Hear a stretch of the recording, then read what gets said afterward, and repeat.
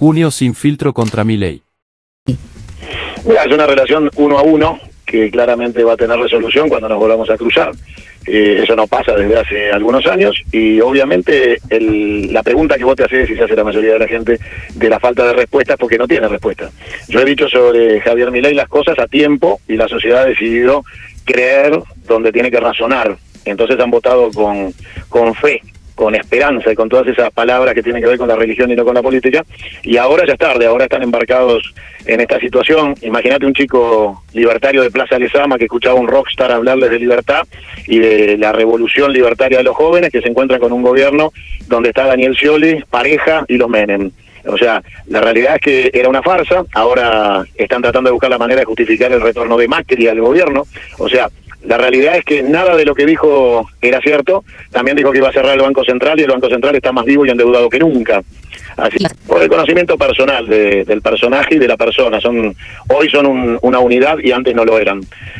Tuvo tiempos donde no estaba ni cerca de ser socio de la corrupción de un experto. Era un loco convencido de sus ideas, aunque eran ideas delirantes y absolutamente fuera de contexto, pero tenía la impronta del pibe que hablaba y decía algo que él mismo se creía. Después se transformó en un instrumento de la más rancia casta conservadora de la Argentina y se transformó solo en un títere de esos intereses, y ahí ya empezó otra etapa.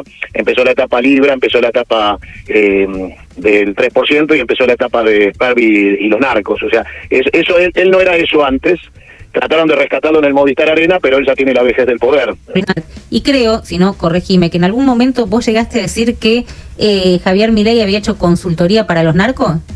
Sí, claramente hace 2 años lo dije en Duro de Domar y ahí quedó grabado. Y eso tenía que ver claramente con situaciones que lo vinculaban a estos personajes nefastos que lo rodearon y que le acercaron el vicio de hacerle creer que la política se hace con plata, una frase nefasta que utiliza el modelo para corromper a todos los que van camino o rumbo a sus ambiciones de poder. Pero vos decís que él sabía de dónde venía, digamos, esta plata, cuando te dijo exactamente que la consultoría está... A mí me dijo que había asesorado en materia financiera a un grupo de personas dedicadas al narcotráfico porque no tenía para darle de comer. Rey te saluda, ¿cómo te va? ¿Cómo te va? Bien, pensaba en la frase que inmortalizó Diana Mondino, la ex canciller, preguntándose si Javier Milei era un corrupto o un estúpido. Y en ese marco apelo a tu conocimiento y a lo que está a la vista, el 3% de Karina, las coimas en Andis, el escándalo de Libra, el narcoaporte a la campaña. ¿Qué pensás que es Javier Milei? Javier Milei es un auto que venía a 200 kilómetros por hora y se quedó sin frenos. Y ahora es un escenario de crónica de una muerte anunciada. Esto no va a terminar bien. Y claramente él ya no puede... Queda claro que el silencio de parte es confirmación de la acusación. Está bien, pero vos, está bien, eso sería, digamos, a confesión de parte, pero no rige en esto, digamos, no tiene más que ver con el fuero civil. Vos decís que hay una... Claro que yo tengo 2 denuncias penales en Comodoro Pi, no es que lo hacemos mediáticamente. No, vos los denunciás a ellos, pero ellos no te responden. Ni siquiera fuimos convocados para llevar adelante el proceso de las causas y poder cruzarnos en ese sentido. ¿Vos lo denunciaste por qué? Hay 2 denuncias. Una obviamente tiene que ver con lo que fue las declaraciones homofóbicas que desarrolló en el viaje a Davos, y donde claramente en virtud de ser el jefe de Estado de los argentinos, quien denuncia semejantes consignas disparatadas, lo denuncio obviamente por la ley de discriminación.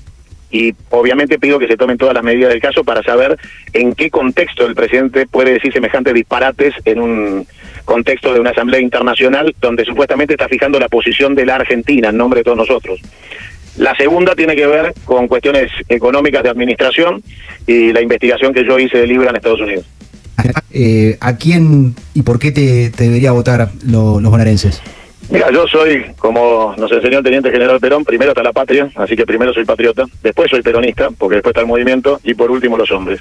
Deberían votarnos porque somos la única expresión del peronismo, cuando nosotros proponemos, por ejemplo, la eliminación del IVA a los alimentos, que es un peaje, un acto criminal contra los pobres y más humildes de la Argentina y contra todos nosotros, que es cobrarnos peaje por comer, tener que rendirle tributo al fisco, que durante 90 días queda en manos de los grandes grupos monopólicos de la alimentación, porque durante esos 90 días son agentes de retención y gozan del privilegio de tener un crédito fiscal sin tasa de interés, mientras que el que compra en el supermercado con una tarjeta de crédito tiene que pagar el 65% anual por la capitalización de los intereses a través del sistema de anatocismo, y con esto los pobres le prestan dinero a los monopolios que después transfieren al Estado para pagar deuda externa, y una madre jefa de hogar tiene que reducir lo que puede llevar a la mesa de sus hijos en fideo, polenta, azúcar o leche, porque ese dinero se lo entrega a Coto, Carrefour o Unilever. Bueno, combatir esos monopolios es peronismo, y nosotros vemos que la Cristina Fest y sus candidatos no tienen nada que ver con el peronismo, y se han abastecido históricamente de todos esos grupos monopólicos, y han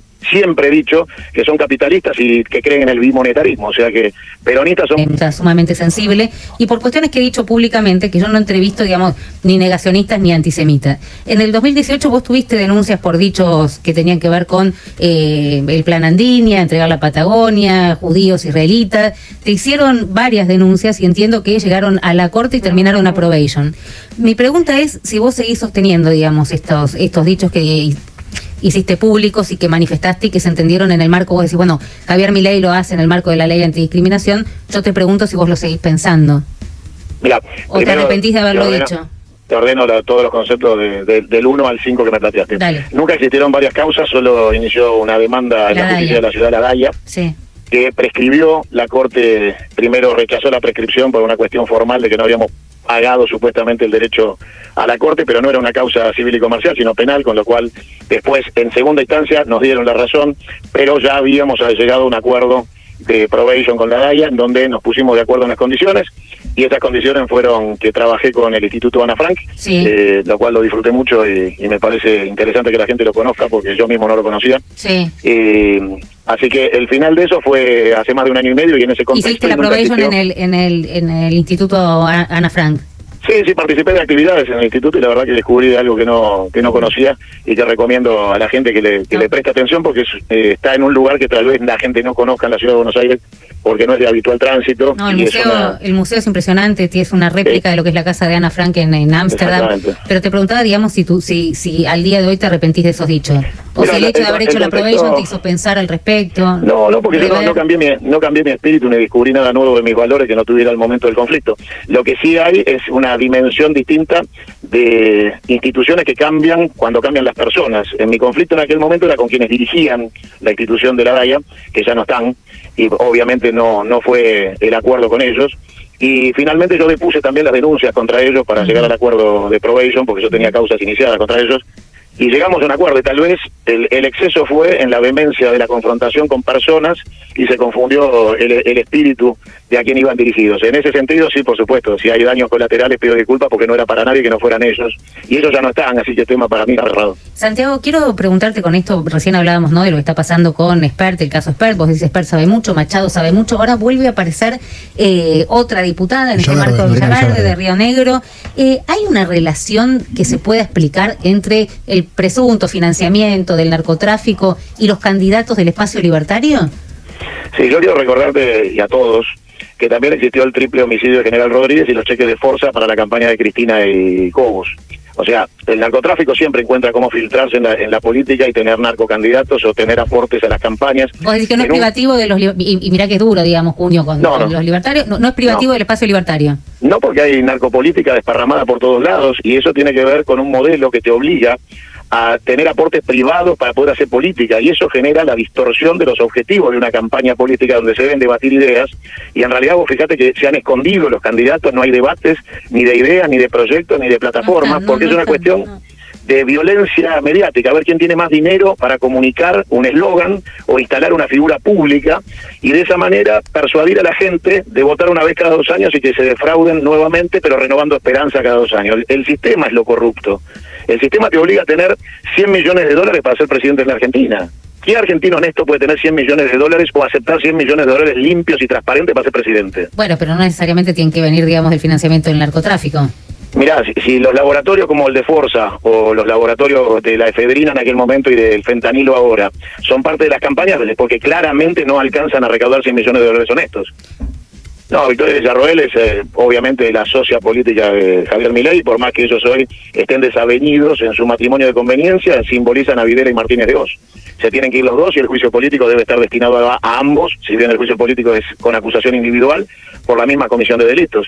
El decreto 70, que está vigente, que es una reforma de la Constitución encubierta, tiene la colaboración de Victoria Villarroel.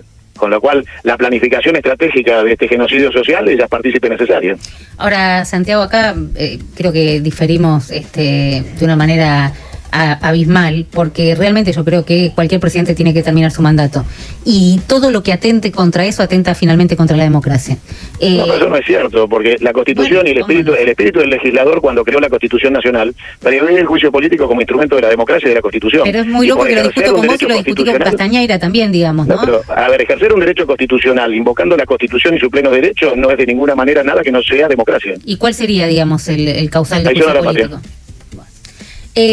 No sé si mis compañeros quieren decir algo, realmente no estoy de acuerdo y me parece que atente, que debería, o sea, el espíritu de todos debería ser que llegue. Bueno, lo que pasa es que a qué costo y cuánto esfuerzo y cuánto más se tolera. Hicimos la primera hora del programa entera dedicada a la economía y que la ayuda de Estados Unidos y el salvataje no alcanzan, pero yo quiero que termine. Un juicio político en donde los imputados tienen derecho a la defensa porque es un juicio político y donde el proceso está garantizado por la Constitución y no que esto termine como en el 2001 con 42 muertos en la Plaza de Mayo, anónimos que nadie recuerda, cuando la política arbitra métodos antidemocráticos para justificar sus ambiciones de poder. Entonces vos decís que esto termina o en un estallido o en un juicio político, son las dos alternativas que ves. La salida ordenada de un proceso fallido es un juicio político. La experiencia golpista del 2001 contra De la Rúa ya vimos cómo terminó.